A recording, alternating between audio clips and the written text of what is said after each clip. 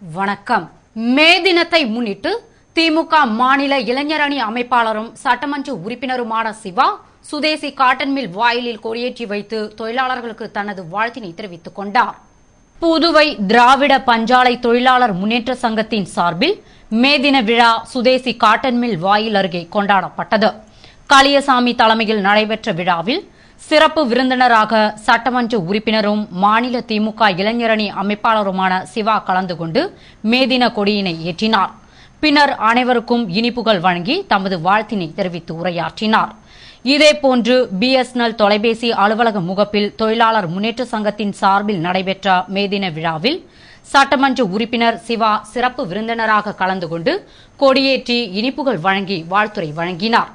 விழாவிற்கு மாவட்ட செயலர் அன்பழகன் தலைமை தாங்கிட கவுன்சிலர் சக்திவேல், அமைப்பாளர் தைரியநாதன், தொகுதி அமைப்பாளர் ஈசாக் ஆகியோர் முன்னிலை வகித்தனர். விழாவில் ஏராளமானோர் கலந்து கொண்டனர். இதேபோன்று மேட்டுப்பாளையம் எம்பிடிஎல் கம்பெனியில் ராதாகிருஷ்ணன், திருநாவுக்கரசு ஆகியோர் தலைமையில் நடைபெற்ற மே தின விழாவில் சட்டமன்ற உறுப்பினர் சிவா கலந்து கொண்டு கொடியேற்றி தொழிலாளர்களுக்கு தமது வாழ்த்தினை தெரிவித்துக் கொண்டார். இதேபோன்று ஆட்டோ தொழிலாளர்கள் சங்கம் சார்பில் பல்வேறு இடங்களில் நடைபெற்ற மே தின விழாவில் சட்டமன்ற உறுப்பினர் சிவா கலந்து கொண்டு கொடியேற்றி வாழ்த்துரை வழங்கினார். விழாவில் கலந்து கொண்ட அனைவருக்கும் இனிப்புகள் வழங்கப்பட்டது. நிகழ்ச்சியில் தொழிலாளர் முன்னேற்ற சங்க தலைவர் தைரியநாதன், கவுன்சிலர் சக்திவேல் உள்ளிட்ட தொழிற்சங்க நிர்வாகிகள் மற்றும் கழக நிர்வாகிகள் கலந்து கொண்டனர். இதேபோன்று ஏஐடியூசி சார்பில் நடைபெற்ற மே தின விழாவில் சுதேசி காட்டன் மில் அருகே ஐஎன்டியூசி ரவிச்சந்திரன் கொடியேற்றினார். விழாவில் கலந்து கொண்ட தொழிற்சங்க நிர்வாகிகள், உறுப்பினர்கள் அனைவருக்கும் இனிப்புகள் வழங்கப்பட்டது. அலுவலகத்தில் கம்ப்யூட்டர் முன்பு அமர்ந்து 10 ஆண்டுகள் வேலை செய்பவர்களுக்கு புற்றுநோய் ஏற்படும் அபாயம் உள்ளது என்று விஞ்ஞானிகள் தெரிவித்துள்ளனர். இங்கிலாந்து நாட்டில் உள்ள வெஸ்டர்ன் ஆஸ்திரேலியா பல்கலைக்கழகம் நடத்திய ஆய்வில் அலுவலகத்தில் கம்ப்யூட்டர் முன்பு அமர்ந்து 10 ஆண்டுகள் வேலை செய்பவர்களுக்கு வயிற்றில் புற்றுநோய் ஏற்படும் அபாயம் உள்ளது என்று விஞ்ஞானிகள் தெரிவித்துள்ளனர். மேலும் அலுவலகத்தில் வேலை செய்துவிட்டு உடற்பயிற்சி நிலையத்திற்கு சென்று உடற்பயிற்சி செய்தாலும் இந்த அபாயம் நீங்காது என்றும் தெரிவித்துள்ளனர். இது தொடர்பாக ஆய்வை நடத்திய டாக்டர் கிளேர் நைட் தமது ஆய்வில் நாம் எந்த அளவிற்கு சுறுசுறுப்பாக இருக்கிறோமோ அந்த அளவுக்கு ஆபத்து குறைவாக இருக்கும் என்று குறிப்பிட்டார். மேலும் கம்ப்யூட்டர் முன்பு உட்கார்ந்து கொண்டு அதை எவ்வளவு நேரம் பார்த்து கொண்டு இருக்கிறோமோ அந்த அளவு அது நம் இதயத்தின் ஆரோக்கியத்தை பாதிக்கும் என்றும், மேலும் 11 மணி நேரம் தினமும் வேலை செய்பவர்களுக்கு இருதய நோய் அபாயம் ஏற்படும் என்றும் குறிப்பிட்டுள்ளார். கர வருடத்தின் முதல் பிரதோஷம் புதுவை ஸ்ரீ வேதபுரீஸ்வரர் ஆலயத்தில் கொண்டாடப்பட்டது. இதில் ஏராளமான பக்தர்கள் கலந்து கொண்டு தங்களது வேண்டுதல்களை நிறைவேற்றினர். தமிழ் புத்தாண்டு பிறந்த பிறகு வரும் முதல் பிரதோஷம், அதுவும் சனி பிரதோஷம் மிகவும் சிறப்பு வாய்ந்த ஒன்றாகும். எனவே இந்த பிரதோஷம் காந்தி வீதியில் அமைந்துள்ள ஸ்ரீ வேதபுரீஸ்வரர் ஆலயத்தில் மிக சிறப்பாக கொண்டாடப்பட்டது. இதனை முன்னிட்டு முதலில் வேதபுரீஸ்வரருக்கும் திரிபுர சுந்தரி அம்மனுக்கும் சிறப்பு அபிஷேகம், அலங்காரம் மற்றும் ஆராதனை நடைபெற்றது. பின்னர் நந்தி பகவானுக்கு விசேஷ அபிஷேகம், அலங்காரம், ஆராதனை செய்யப்பட்டது. இதில் திரளான பக்தர்கள் கலந்து கொண்டு சாமி தரிசனம் செய்தனர். பின்னர் தங்கள் வேண்டுதல்களை நிறைவேற்ற நெய் தீபம் ஏற்றி வழிபட்டனர். மேலும் ஆலயத்தை 9 முறை இடமிருந்து வலமாகவும் பின்னர் வலமிருந்து இடமாகவும் சுற்றி வந்து தங்கள் வேண்டுதல்களை நிறைவேற்றினர். கலந்து கொண்ட அனைவருக்கும் பிரசாதம் வழங்கப்பட்டது. நிகழ்ச்சிக்கான ஏற்பாட்டினை அறங்காவல் குழுவினர் வெகு விமர்சையாய் செய்திருந்தனர்.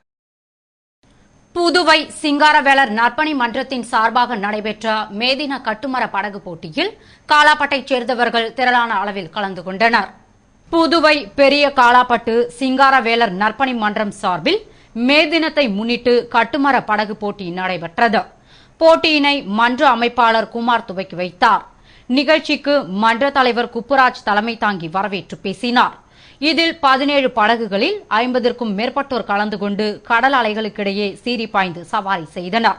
போட்டியில் பெரிய காலாப்பட்டைச் சேர்ந்த விநாயகமூர்த்தி, அன்பழகன் மற்றும் தேவராஜ் சாம்பியன் பட்டத்தையும் 1500 ரூபாய் ரொக்க பரிசினையும் பெற்றனர்.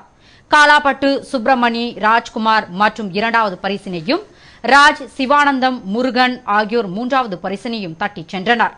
நிகழ்ச்சியில் ஏராளமான மக்கள் கலந்து கொண்டு ஆர்வத்துடன் கண்டு ரசித்தனர். இந்திரா காந்தி அரசு பொது மருத்துவமனையில் மூச்சுக்குழல் அடைப்பினால் பாதிக்கப்படும் நோயாளிகளின் பராமரிப்பில் செவிலியர்களின் பங்கு என்ற தலைப்பில் கருத்தரங்கு நடைபெற்றது. புதுவை இந்திரா காந்தி அரசு பொது மருத்துவமனை மற்றும் பட்ட மேற்படிப்பு மையத்தில் மூச்சுக்குழல் அடைப்பினால் பாதிக்கப்படும் நோயாளிகளின் பராமரிப்பில் செவிலியர்களின் பங்கு என்ற தலைப்பில் 43வது செவிலியர்களுக்கான தொடர் மருத்துவ கல்வி கருத்தரங்கு நடைபெற்றது.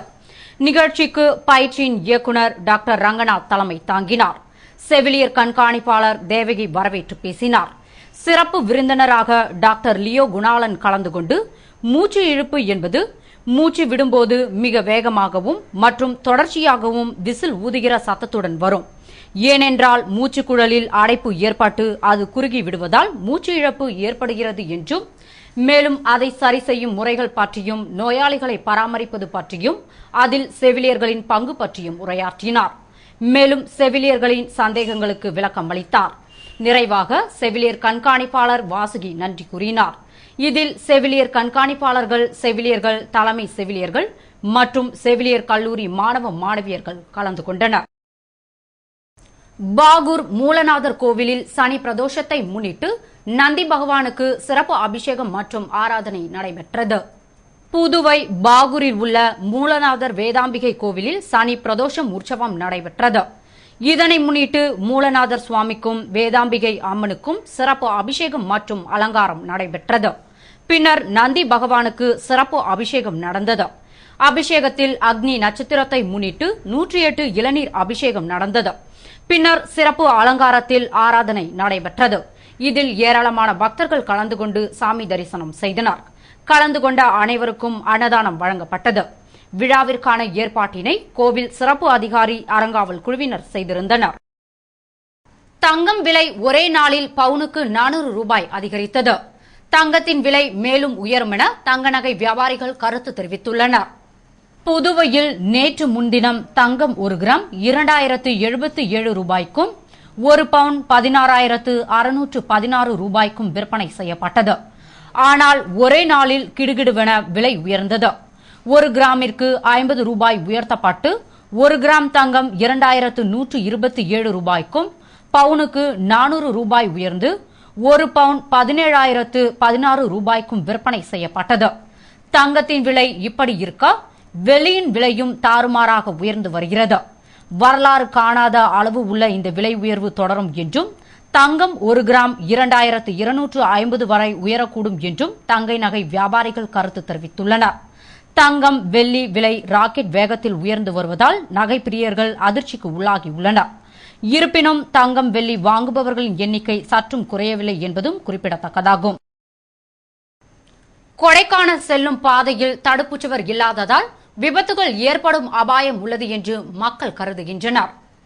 சர்வதேச சுற்றுலா நகரமான கொடைக்கானலுக்கு ஆண்டுதோறும் சுற்றுலா பயணிகளின் எண்ணிக்கை அதிகரித்து வருகிறது. கொடைக்கானல் செல்ல பழனி வழியாக மலைப்பாதையிலும், வத்தலகுண்டு காற்றோட்டில் இருந்து மலைப்பாதையிலும், அடுக்கம் சாலை வழியாக மலைக்கும் 3 வழித்தடங்கள் உள்ளன. இந்த வழியாக தினமும் 100க்கும் மேற்பட்ட பேருந்துகள், சுற்றுலா வாகனங்கள் செல்கின்றன. இவற்றில் 2 வழித்தடங்களில் பெரும்பாலான இடங்களில் தடுப்புச் சுவர்கள் இல்லை. சில இடங்களில் பள்ளத்தில் உருண்ட வாகனங்கள் எடுக்கப்படாமல் உள்ளது.